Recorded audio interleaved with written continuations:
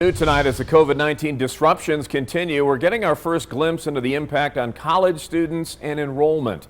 News 5's Mayo Davison takes a deep dive into how the pandemic has impacted enrollment in Colorado Springs in our School Watch tonight. Mayo.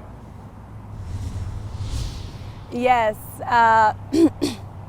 Here at UCCS, administrators tell me that enrollment this year has been steady. Going into fall, they anticipated a 15% drop, but were surprised to see enrollment drop only 4%. While they don't know the exact reasons behind the drop, students say some aren't returning due to fears of contracting COVID-19, remote learning, and not being able to pay for school.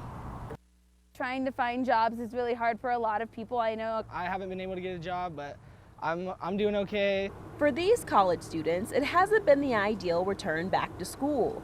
With so much uncertainty surrounding the pandemic, they've been seeing more and more of their peers choose to discontinue their education or switch schools. I did know a girl who she's from out of state, did not come back because of the pandemic, and now she's going to a completely different school online. For GIOVANNI Nardini, he wouldn't have returned to UCCS if it wasn't for the financial support of his parents. I feel if they weren't helping me, it'd be really hard. I wouldn't be able to take as many classes as I would and do all the fun things I get to do. Preliminary data from the National Student Clearinghouse Research Center show undergraduate enrollments are down 2.5% compared to last fall, but graduate students are up 3.9%.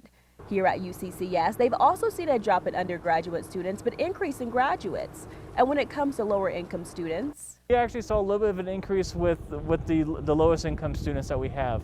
And those are those who are probably going to qualify for a lot more need-based financial aid. According to the university, they are seeing a decline in enrollment with middle and higher income students. On the higher end of the incomes, that's where we saw our biggest changes from last year to this year.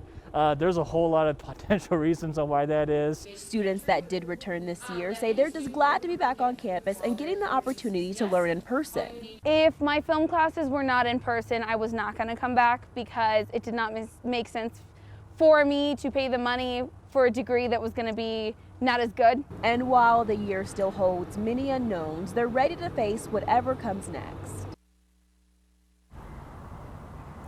The university says they will continue to work with students and their families to provide a safe and quality education.